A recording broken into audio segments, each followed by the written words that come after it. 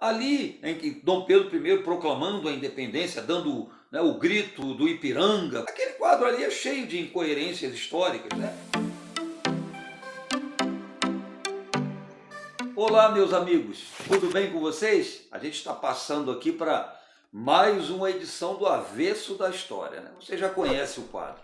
No Avesso da História, a gente está sempre abordando fatos interessantes, fatos curiosos relacionados com a história do Brasil ou do mundo e que normalmente não são abordados nos livros. O assunto desse vídeo aqui é o grito do Ipiranga. Alguma coisa que a gente já ouviu com frequência, nos livros a gente vê com muita frequência, o 7 de setembro de 1822, que consolidou, né, o processo de independência do Brasil, quando Dom Pedro teria oficializado a independência do Brasil às margens do rio Ipiranga, numa viagem que ele estava fazendo para São Paulo. Muita gente me pergunta por que ali.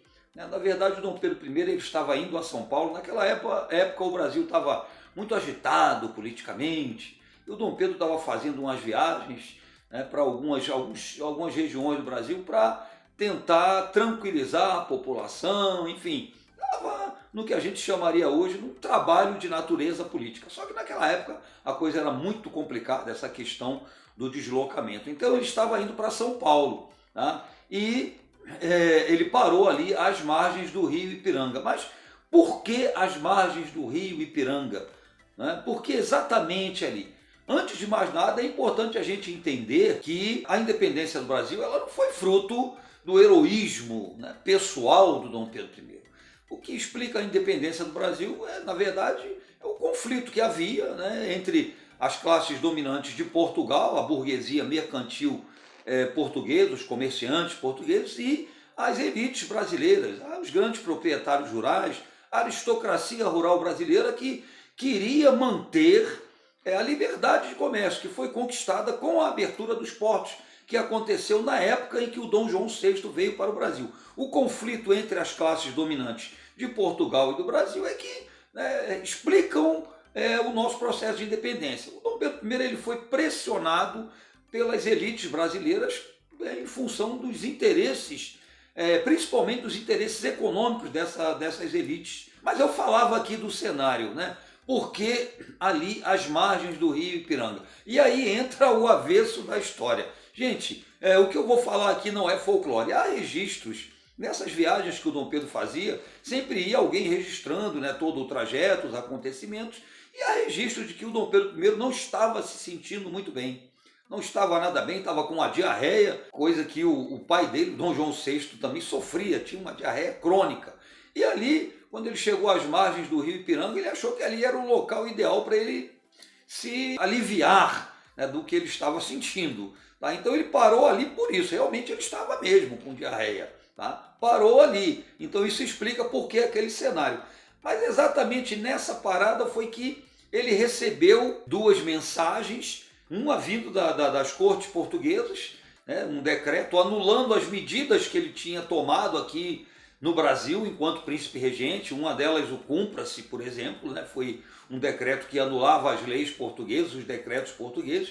Então as cortes responderam com um decreto anulando as medidas dele. E a outra mensagem que ele recebeu foi enviada pelo José Bonifácio, assinada também pela imperatriz Leopoldina, esposa do Dom Pedro I, que aconselhavam ele a formalizar a independência do Brasil. E foi ali realmente, às margens do rio Ipiranga, que ele oficializou a separação política do Brasil em relação a Portugal. A gente deixou de ser colônia ali.